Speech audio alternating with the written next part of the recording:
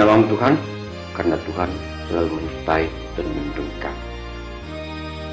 Pada hari ini, kami telah mempersiapkan hati kami untuk mendengarkan firman. Berfirmanlah dan ajarlah kami melalui Roh-Mu yang kudus. Amin. Saudara yang kekasih, firman Tuhan bagi kita pada hari ini yang tertulis dalam 1 Korintus 1 ayat 27. Demikian bunyinya. Tetapi apa yang bodoh bagi dunia, dipilih Allah untuk memalukan orang-orang yang berhikmat. Dan apa yang lemah bagi dunia, dipilih Allah untuk memalukan apa yang kuat. Demikian firman Tuhan. Saudara yang dikasihi Tuhan Yesus Kristus, ketika Paulus mengirimkan suratnya ini kepada jemaat di Korintus, situasi jemaat tersebut sedang diambang perpecahan. Semuanya itu terjadi karena di sana sudah terbangun kelompok-kelompok yang selalu memegahkan diri dan memegahkan kelompoknya. Seringkali manusia dalam setiap perkataannya memegahkan serta membanggakan dirinya di dalam berbagai hal. Misalnya tentang pengetahuannya, strata pendidikannya, kekayaannya, kekuatannya, dan lain sebagainya. Memegahkan diri selalu bergandengan dengan menganggap diri lebih hebat, lebih pintar, lebih berwawasan dari orang lain, sehingga dia lupa bahwa yang sering terjadi adalah justru ucapan orang yang jauh lebih rendah menurut dirinya sendiri diterima oleh masyarakat banyak, sedangkan ucapan dia tidak diterima oleh masyarakat umum. Karena saudara, di sini Paulus mau mengingatkan, sebab apa yang tidak terpandang dan yang hina bagi dunia dipilih Allah. Bahkan apa yang tidak berarti dipilih Allah untuk menyediakan apa yang berarti, supaya jangan ada seorang manusia yang memegahkan diri di hadapan Allah. 1 Korintus 1 ayat 28 ayat sampai dengan 29.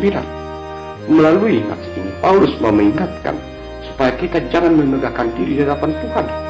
Kita harus menyadari bahwa kita dipilih oleh Tuhan bukan karena kelebihan kita, bukan karena kekuatan kita, bukan karena kemampuan kita, tapi semuanya itu adalah karena anugerah Tuhan yang telah memilih kita menjadi anak-anaknya. Saudara-saudara, kita sebagai manusia harus menyadari bahwa kita memiliki banyak kelemahan. Tapi seringkali saudara-saudara, seorang manusia melakukan penyangkalan ketika orang lain melihat dan menyatakan tentang kelemahannya. Tapi di sini Paulus menjadi teladan bagi kita, di mana dia tidak menyangkal kelemahannya, justru mengakui kelemahannya. Dalam 2 Korintus 11 ayat 30 Paulus berkata, jika aku harus bermegah, maka aku akan bermegah atas kelemahan. Melalui nats itu saudara, Paulus mau mengatakan, justru karena kelemahannya itulah dia semakin menyadari kuasa Tuhan yang memampukan dia, yang memberikan dia kekuatan supaya dia mampu melakukan sesuatu hal di dalam pekerjaan pemberitaan Injil. Paulus juga mengingatkan kepada jemaat di Korintus sebelum ini, yaitu yang tertulis dalam 1 Korintus 1 ayat 26. Ingat saja saudara-saudara, bagaimana keadaan kamu ketika kamu dipanggil menurut ukuran manusia. Tidak banyak orang yang bijak, tidak banyak orang yang berpengaruh, tidak banyak orang yang terpandang. Bukankah seharusnya hal ini harus kita syukuri di dalam kehidupan, bukan sebaliknya menjadi awal kesombongan diri? Karena itu saudara, di sini Paulus mengingatkan kita, jangan sampai ada dalam kehidupan kita menyombongkan iman kita, menganggap kita jauh lebih benar, lebih kudus daripada orang lain. Yang penting bagi kita saudara-saudara, bagaimana kita dengan kerendahan hati menyadari bahwa di atas segala kelemahan kita, disitulah Yesus menyapa kita, memberikan kita kekuatan, menyadarkan kita supaya kita bisa hidup di jalan kebenaran Tuhan. Karena saudara, seringkali perpecahan itu terjadi karena menganggap diri istimewa, menganggap diri paling pantas, menganggap diri berbeda dengan orang lain. Tapi juga sering juga terjadi perpecahan karena adanya satu perilaku mempertahankan diri dengan membangun benteng pertahanan karena berbagai perilaku-perilaku yang tidak benar, karena kebobrokan sikap dan perilaku, karena di dalam kehidupannya sebenarnya dia sekarang sudah terhukum. Karena itu yang perlu kita lakukan adalah marilah kita bersikap jujur dalam kehidupan ini. Mari kita memberikan diri serta seluruh kehidupan kita dengan segala tindakan dan perilaku kita untuk dikoreksi oleh kebenaran firman Tuhan.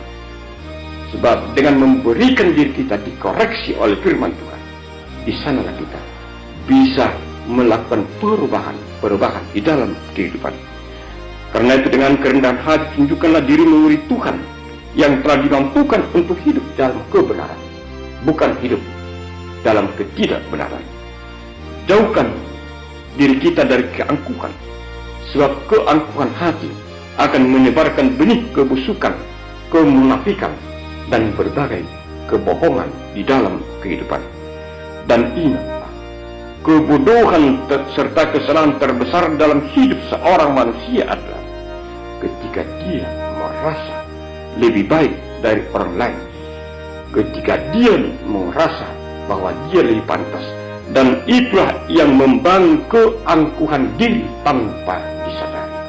Karena itu Paulus mau mengingatkan jemaat di Korintus bahwa mereka haruslah memiliki kerendahan hati dan mau dikoreksi oleh firman Tuhan. Jika kita mau dikoreksi oleh firman Tuhan, kita akan menyadari kesalahan dan berusaha berbuat kebaikan pada hari-hari yang akan datang. Amin. Kita berdoa. Terpuji nama Tuhan, karena Tuhan telah menyapa kami pada hari ini. Kuatkan kami Tuhan, agar kami mampu merendahkan diri di hadapan, juga di hadapan saudara-saudara kami, supaya kami jangan mempertontonkan kebodohan dan keangkuhan kami di tengah-tengah persekutuan kami. Jadikan kami anak-anak yang selalu hidup dalam damai sejahtera yang telah Tuhan berikan kepada kami. Ya Tuhan, sertai kami hari ini dan sampai selama-lamanya. Amin.